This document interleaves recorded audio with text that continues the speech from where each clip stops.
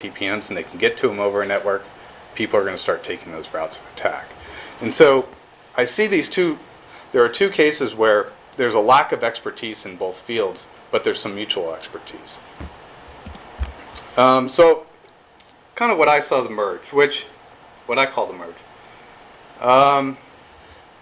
These are kind of traits and things I think about when I think about information security. They're either threat-based or there's no general categorization of them, but if I talk about the ability level of the people that we're trying to defend against, particularly in my space and government defense, we've ratcheted up in both. It was always nation-state and anti-tamper systems, and in information systems we've definitely ratcheted up to that point today with Estonia is a great example, the attack on Georgia is another great example. Software, as I've moved between exploiters in the AT, in the reverse engineering realm and in the IO realm, the attacks that they're doing in software are generally the same. There's very little difference. Operating systems, there's a big movement towards trusted operating systems within the IA field.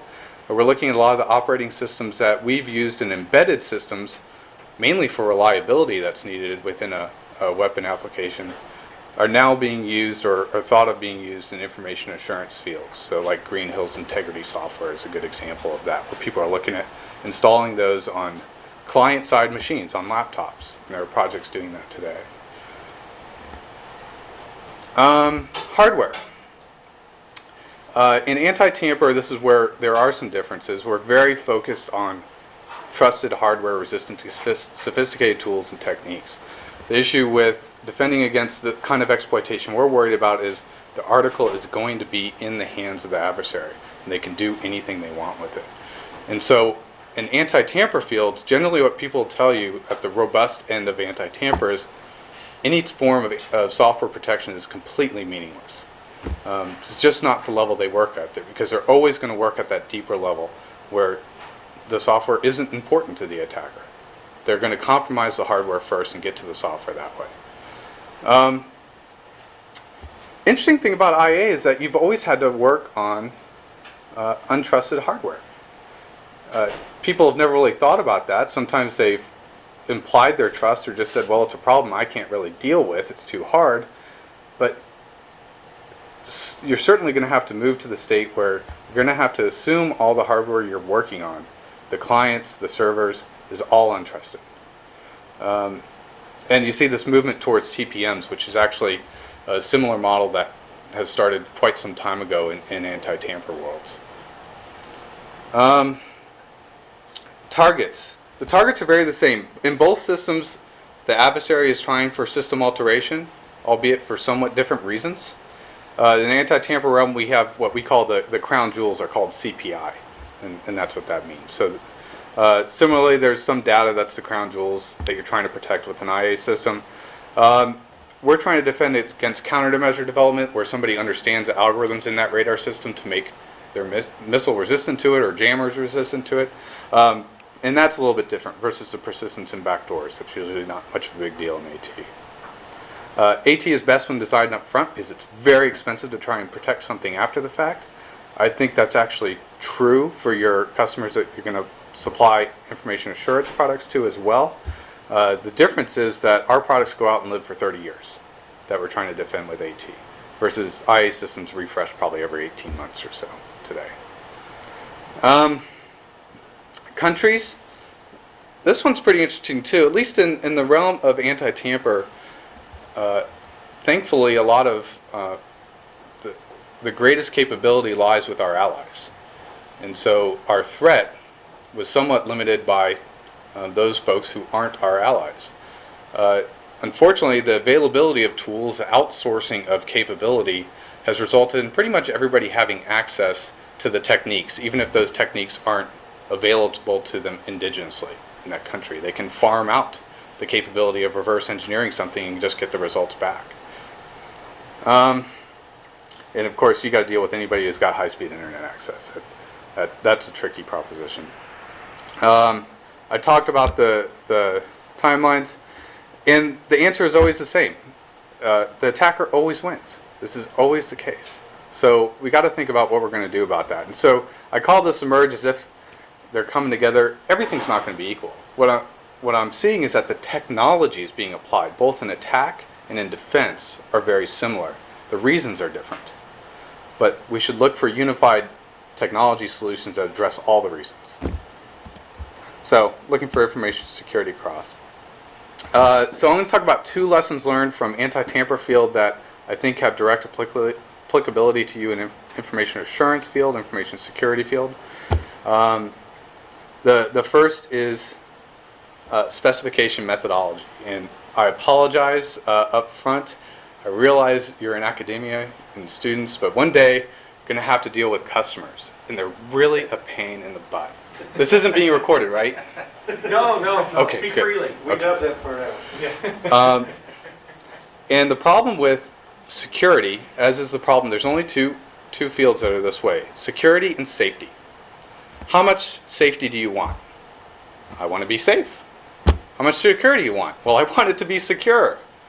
Well, you can't have something completely secure. We all know that. The attacker always wins. So how secure do you want it? Well, I want it more secure. Okay. Well, how much money do you have? Well, I have more money. How much money do you have? Well, how secure is it going to be? And so you get into an interesting space where people start specifying things by more or better. The problem with that is that's not a way to specify anything at all. And so we had to find a way out of this within the AT realm, and I think it has direct applicability here as well in information security. So, got to have a methodology for defining what your requirement is. Recognize reality. It's got to recognize the attacker is always going to win. Nothing is completely secure, just like nothing is completely safe. Fine. It's got to illuminate the security and design trade-offs. Somebody's got to be able to say, it can't be security at any cost. There's always a cost. And so the methodology has to illuminate those so that decision makers can decide what they want. It's got to inform decision makers way further up the chain who are going to decide actions that they're going to take within a system based on how secure it is. So just to give you a mental model of that, a commander in the field, a commander in Iraq today, may be centrally from CENTCOM, which is in Tampa, Florida. So that's the commander who's actually the controlling commander of everything going on in Iraq. So there are a lot of links that occur between Tampa and Iraq.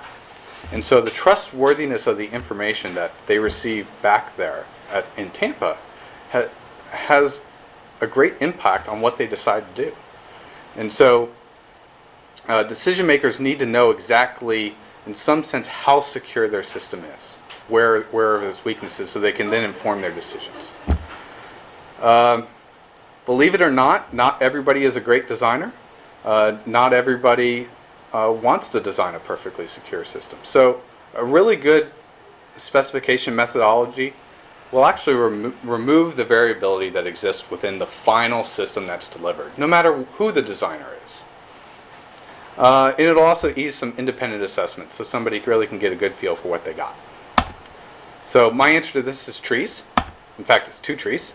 Countermeasure trees and attack trees. And these are 2 very different things, so sometimes I think they get kind of mixed up. So this is my terminology for them, and this is what's used within the anti-tamper community.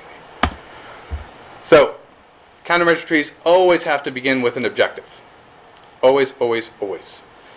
We can't just take a system up there, say someone's network, the Purdue network.